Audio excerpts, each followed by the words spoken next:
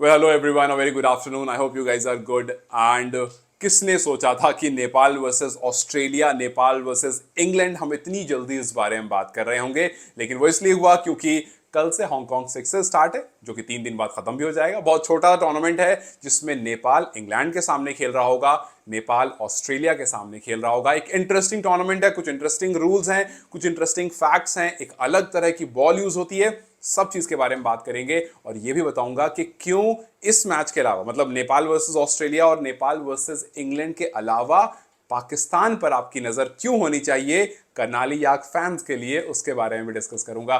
तो video start करते हैं। 2 इंटरेस्टिंग फैक्ट्स है, उसके बाद सीधा जंप करेंगे रूल के ऊपर। तो इंटरेस्टिंग फैक्ट यह है कि वो साउथ अफ्रीका जो कि आईसीसी टूर्नामेंट में कुछ खास नहीं कर पाती, आईसीसी टूर्नामेंट में फाइनल्स तक पहुंच जाती है कभी कभी, लेकिन टूर्नामेंट नहीं जीत पाती है। वो इस टूर्नामेंट को 5 बार जीत चुकी है। यस, वो फेवरेट्स हैं इस टूर्नामेंट के और इस बार भी आ रहे हैं वो। सो लेट्स सी कि कैसा होता है, क्या होता है। पहला रूल ये, पहला इंटरेस्टिंग फैक्ट ये। दूसरा इंटरेस्टिंग फैक्ट ये कि ये जो टूर्नामेंट है, ये किसी भी टी20 टूर्नामेंट से, किसी भी टी20 ऑफिशियल टूर्नामेंट से या किसी भी टी20 ऑफिशियल मैच से 13 साल पहले खेल लिया गया था। ये बात मैं आपको इसलिए बता रहा हूं बिकॉज जस्ट इमेजिन कि जिसने ये स्टार्ट किया होगा उसके पास कितना दिमाग होगा कि भाई उसको पता था, 90s में ये बात पता थी उसको, जब टेस्ट बहुत शौक से देखा जाता था, ओडीआई फेवरेट फॉर्मेट होता था लोगों का, उस टाइम पर ये पता था कि भाई आगे आने वाले टाइम में लोग शॉर्ट फॉर्मेट देखना पसंद करेंगे और उसने उस टाइम शुरू कर दिया था। बहुत टाइम के बाद हो रहा है, इंटरेस्टिंग है और इस बार व्यूअरशिप बहुत ज्यादा होने वाली है इस टूर्नामेंट की। ठीक है, तो ये 2 इंटरेस्टिंग फैक्ट थे। अब आते हैं सीधा रूल की तरफ, और रूल में मैं सबसे पहले बॉल के बारे में बताऊंगा आपको कि बॉल जो होती है वो कैसे उस बॉल से जिसमें हम क्रिकेट यूजुअली देखते हैं उससे अलग होती है। सबसे पहला, ये ड्यूक बॉल होती है और शेप वही होता है, साइज वही होता है, कलर डिफरेंट होता है। ऑरेंज कलर की बॉल होती है, व्हाइट या रेड नहीं, ऑरेंज कलर की बॉल होती है। और इस बॉल की जो सीम होती है वो थोड़ी सी अलग होती है, और वो इसलिए सो दैट बॉलर्स को हेल्प ना मिले। एग्जांपल के लिए मेरे पास एक यहाँ बॉल रखी है, जैसे ये बॉल है, इस बॉल की आप सीम देख रहे हो, वो जो बॉल होती है उस बॉल की सीम थोड़ी अंदर की तरफ होती है, थोड़ी पतली होती है, सो दैट उसमें ज्यादा मूवमेंट ना हो, ज्यादा मूवमेंट ना मिले और बॉलर्स को ज्यादा हेल्प ना मिले। बिकॉज ये मेजरली बैट्समैन डोमिनेंट गेम बनाया गया है ताकि बैट्समैन के बैट पर अच्छे से आए और वो खूब सारे सिक्सेस लगा सके, इसलिए इसका नाम भी रखा गया है हांगकांग सिक्सेस। तो बॉल में गेंदबाजों के लिए कुछ नहीं, हाँ शेप साइज वेट वही है, लेकिन बॉल की जो सीम है वो थोड़ी अंदर और हल्की है ताकि बॉलर्स को ज्यादा हरकत करने का मौका ना मिले बॉल से। तो ये बॉल के बारे एक इंटरेस्टिंग फैक्ट था क्योंकि ऑरेंज कलर की होती है। ठीक है, अब आते हैं सीधा रूल्स पर। रूल सबसे पहला जो कि आप सबको पता होगा कि भाई इसमें 6 प्लेयर खेल रहे होंगे और 6 में से 5 प्लेयर को बॉलिंग करना मस्ट है। इसका मतलब कि जो विकेट कीपर होगा वही सिर्फ गेंदबाजी नहीं करेगा, अगर चाहे तो वो कर सकता है और कोई एक प्लेयर उसी जगह पर नहीं करेगा, वरना 5 प्लेयर का गेंदबाजी करना मस्ट है क्योंकि 5 ओवर का गेम है। 6 प्लेयर्स जो हैं वो मैदान में उतरे हुए होंगे। अब 6 प्लेयर मैदान में होंगे, इसका मतलब है एक गेंदबाजी कर रहा होगा, एक विकेट कीपर होगा, बचे 4 प्लेयर। उस 4 प्लेयर में से 2 इधर लगे होंगे या 2 इधर, या फिर अपने हिसाब से जहां पे वो लगाएं। बेसिकली ग्राउंड में प्लेयर्स बहुत कम होंगे, 6 और 4 मारने के मौके बहुत ज्यादा होंगे, कैचर्स के मौके कम होंगे बिकॉज आप बॉल अगर ऊपर ही मारोगे नो मैंस लैंड में गिरने के चांस ज्यादा है। सो यस, प्लेयर्स कम होंगे और गेंदबाजी सबको करनी है। अगर बैटर्स की बात करें तो बैटर्स 31 रन से ज्यादा स्कोर नहीं कर सकते। मतलब बेसिकली अगर आपने 5 बॉलें 5 छक्के मार दिए, 30 रन हो चुके हैं और आपने अगली बॉल पर भी 6 मार दिया, यस वो 36 रन कंसिडर हो जाएगा, लेकिन आप रिटायर्ड हो जाओगे। आपने अगली बॉल पर सिंगल ले लिया, 31 हो गए, तब भी आप रिटायर हो जाओगे। तो बेसिकली 31 या उससे ज्यादा रन मारने पर आप रिटायर हट हो जाते हो। आप आओगे तब जब आपकी पूरी टीम ऑल आउट हो चुकी होगी या फिर पूरी टीम रिटायर होकर के वापस जा चुकी होगी। जो लास्ट बल्लेबाज होगा वो भी बैटिंग करेगा।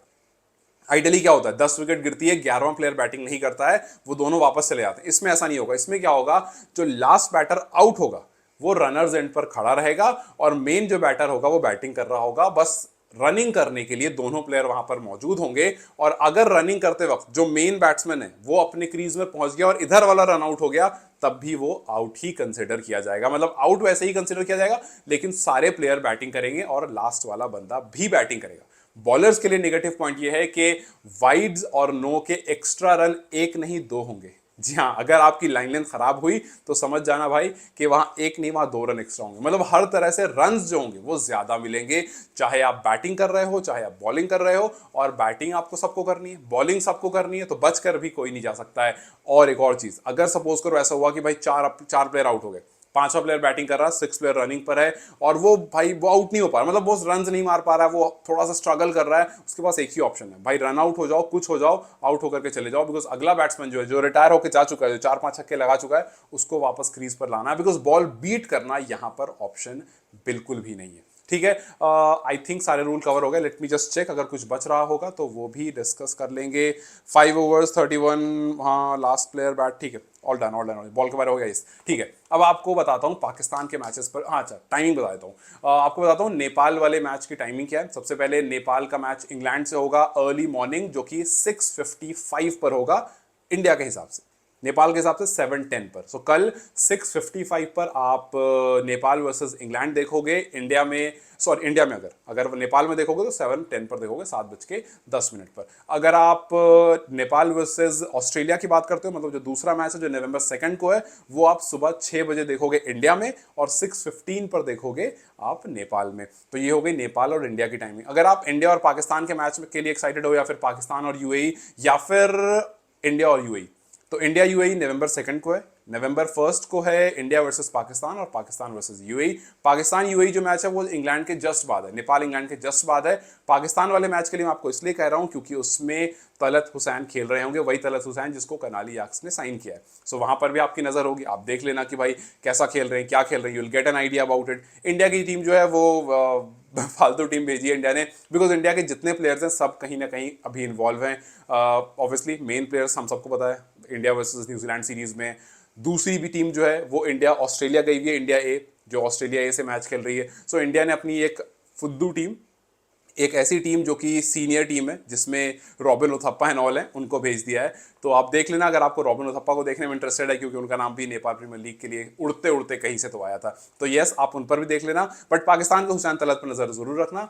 और नेपाल की बात करोगे तो प्रतीश जीसी, संदीप जोरा, विवेक हैं, राशिद हैं, इन सब पर नजर रखना, क्योंकि एनपीएल में शायद आपको काम आएंगे। एक भाई किस तरह का अटैकिंग बैटर पता नहीं कौन निकल कर आ जाए, जो शायद हमने पहले नहीं देखा हो किसी पर्टिकुलर की कोई स्किल, तो वो आपको वहां पर देखने को मिल जाएगी। सो ये पूरा रूल, बॉल के बारे में इंफॉर्मेशन, मैचेस के बारे में इंफॉर्मेशन, मैच सुबह सुबह होगा, 45 मिनट्स में ये मैच खत्म हो जाता है, तो आपको ज्यादा टेंशन लेने की जरूरत भी नहीं। अगर मैच सुबह 7:10 पर शुरू हुआ है तो 45 मिनट्स ऐड कर लो, मैच खत्म हो गया, अपना काम पर निकल जाओ या कॉलेज निकल जाओ या फिर जो भी है, तो आप अर्ली मॉर्निंग दोनों नेपाल के मैचेस खत्म हो जाएंगे। So this was pretty much it about Hong Kong sixes. I hope कि आपको सारी इंफॉर्मेशन मिल गई होगी। I just cross check because I think everything I have already spoken about. हाँ बॉल्स के बारे, हाँ ठीक है, so everything is already covered. In case I have missed something मैं टेक्स्ट कर दूंगा या फिर मैं कमेंट्स में लिख दूंगा, या आप लोगों के दिमाग में कोई सवाल हो तो मुझे कमेंट्स में पूछ लेना and then will discuss about it letter.